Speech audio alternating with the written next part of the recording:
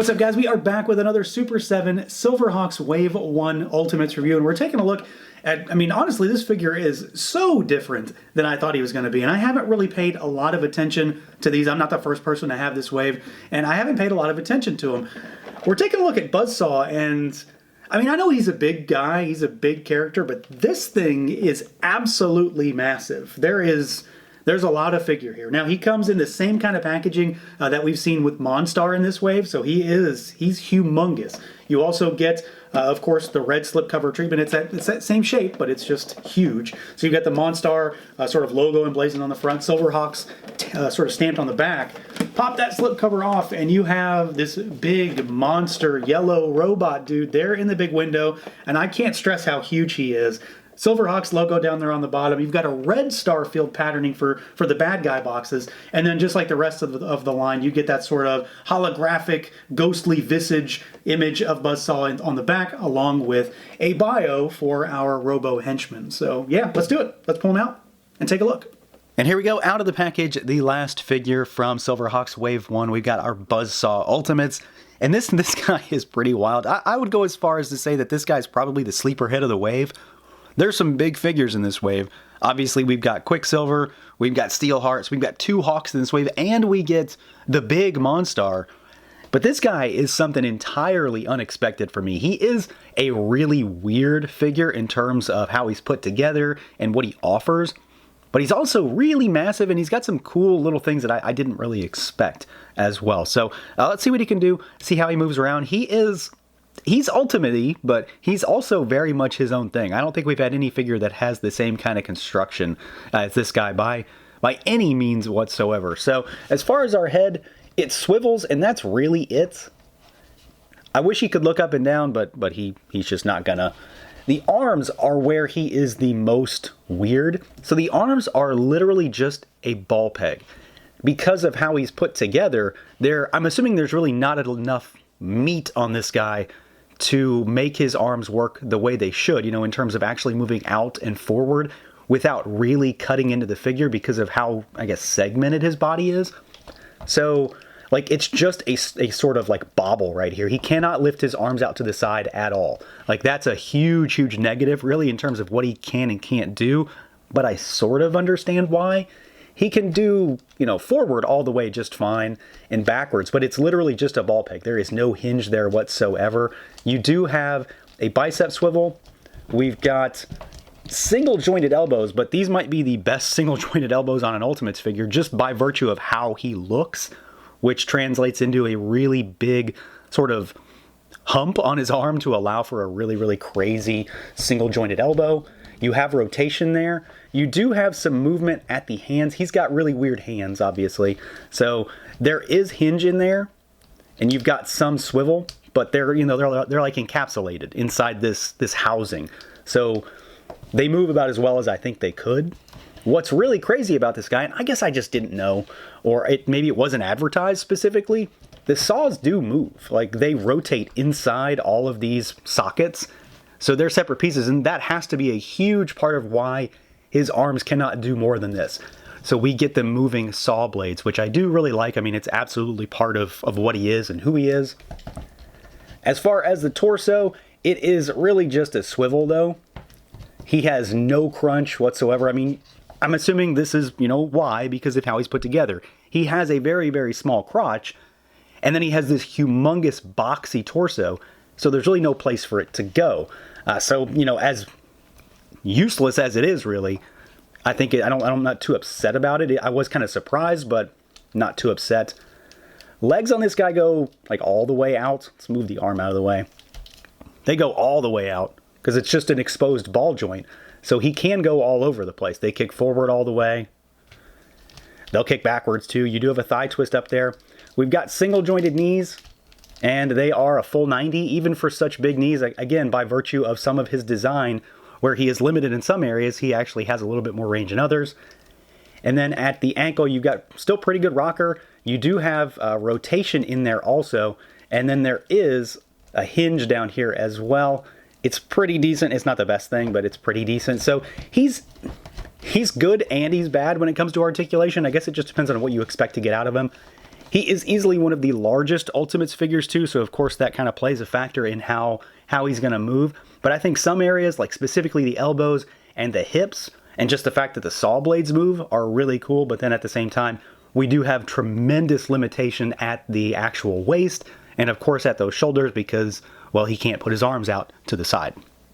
All that said, though, I really, really like the way this guy looks. And, you know, I've already said it, sleeper hit of the wave. And I'm very much strong in that opinion. I think this guy is going to be a surprise to a lot of folks. Articulation issues, you know, notwithstanding, they are still an issue. He can't move as well as some other Ultimates. He can't move. He probably is more limited in some ways than most Ultimates in general. But his design has translated into a really cool toy. I do think they made him slightly too big. Like, he is a big, big boy. He's not as big as the Armored Monstar, but he's a really big figure. I will say that I think that plays to his strengths. I'm not upset that he might be too big. I would have been upset if he was too small. So he's a really, really thick and chunky and boxy robot guy, and I'm really happy with him. I'm very much just enamored with the way this guy looks, and I think he's going to be a huge focal point on the shelf, especially amongst the Silverhawks, because he's going to tower over everybody except for Monstar, the armored one anyway. The colors look great. The varying shades of like the brown and then the different hues of yellow. He's got some paint on him, not a lot. It's mostly molded plastic, but at the same time, like, I kind of understand why. Where he needs paint, he has it, and where he doesn't, it's molded. The saws are definitely a focal point for this figure. Just the fact that they can move, I am really happy with that. I mean, it's not exactly anything I'm going to be spinning at all times or anything, you know, but it's cool that they do move because I didn't think they were going to. For some reason, I never expected that they would. And then this guy just has some really crazy features. He's got these humongous, you know, gauntlets and like housings for his hands. So there's all sorts of sculpt there, all sorts of robo sculpt all over this guy. He's really angular. He's got this crazy boxy top, and then he's got this, you know, slightly slender set of legs down here. So he does have kind of an odd set of proportions, but he looks really good. The head is nicely done. I wish the saw blade on the head could move. That would have been cool if that could have done something. The little, what are these called, like the rip cords or whatever he has that actually gets the saws going, those are separate pieces that we'll talk about later. But it's really about the size and just like the shelf presence on him. I think he looks pretty tremendous. Again, the sculpt is wild. He does have limitations, and you can't discount that. But this guy's going to look awesome in like just even the most vanilla of poses, I think. So he's a pretty rad looking figure. And again, I do think they made him maybe slightly too big, but this is one of those figures that I would be absolutely fine with being too big just by virtue of what he is. He's a big saw blade covered robot. Him being slightly too large really isn't a problem for me. If anything, it makes the figure a lot cooler to me. And yeah, I just really like the design. Just it translated really well into figure form, and it's very toyetic. This guy looks like he was meant to be a figure. Now, as far as some size comparisons go, let's start with other Silverhawks figures. So we've got Buzzsaw in the middle, obviously. We've got Steel Will here on the left for some Hawk representation.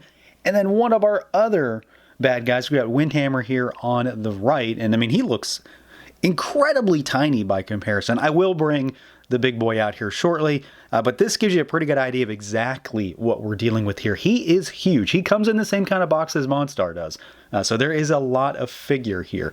Let's do some other lines, of course. So here's a Mythic Legions figure. There's a Xylernian Guard, a 1.0 figure. Let's pull Windhammer aside. And here is an Animal Warrior from Sparrow Toys. And let's pull him aside again. Let's get him out of there already. And here is a different Mythic Legions figure. Here is a Ogre scale figure.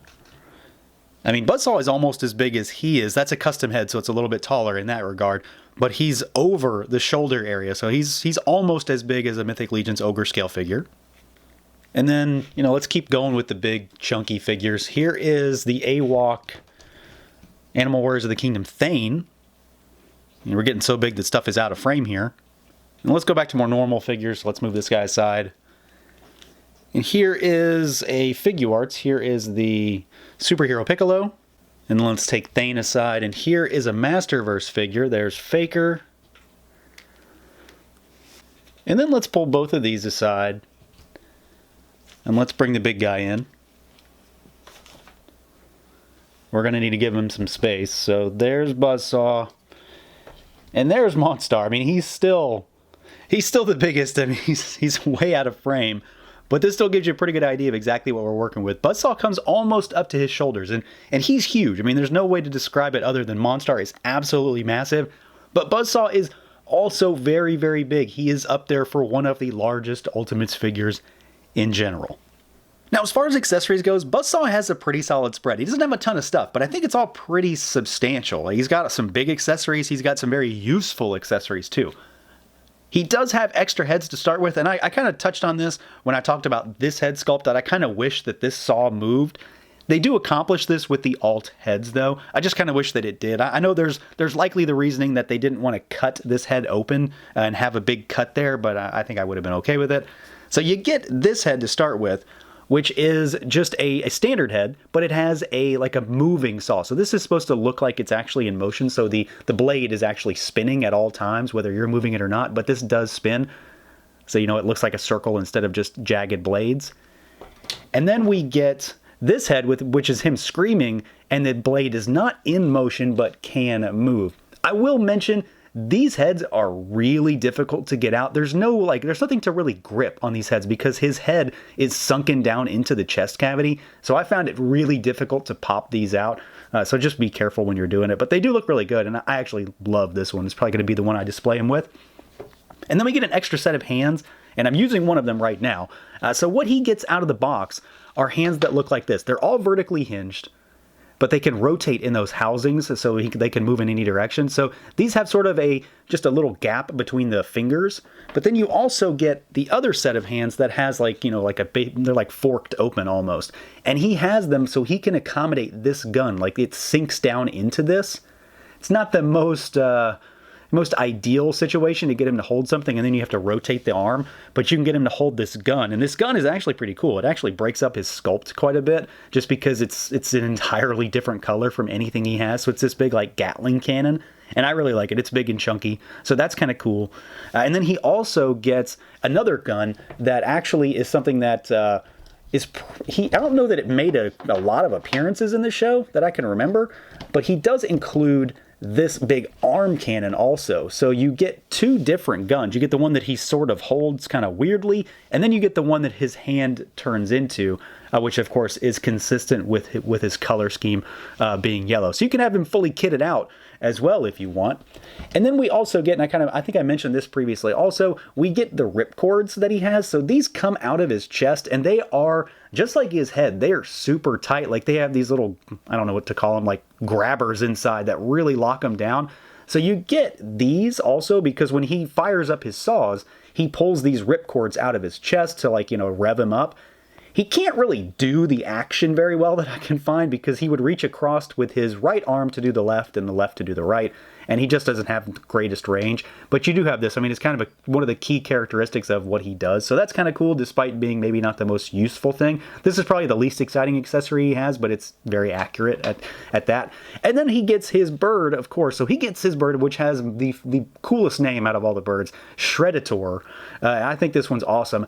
You only get one with him. We don't get one where he's like perched or anything. You just get the one where he is in flight, but he also is articulated like the rest of the Wave 1 birds. And he's also articulated in a weird way. Like he's very different from the rest. So his head swivels, his tail swivels, and his wings actually extend. So his wings are hinged in the middle, and you can do fold them back or have them fully extended. He also has a moving saw blade in his head too, which I think is really, really cool.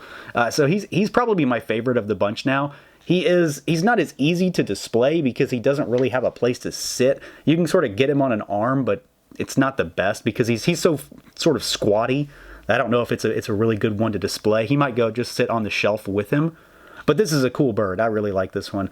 And just the idea that he's so different from the rest, too. He's got like the blades on the wings. He's got the saw blade and all that good stuff. So this one's kind of a cool bird, despite being maybe, a little awkward to pose because of how short he is. Like, he really has almost no legs. But otherwise, pretty cool. So he's got some good stuff. Like, some of it's kind of weird. Like, this is an awkward gun to use, no doubt about it. But this cannon's really cool, and I do like the alternate heads. I still wish that this also just had the spinning blade, because I like the standard blade versus the motion blade better. But at the end of the day, I think I'll be just fine because I'm going to use this screaming head anyway.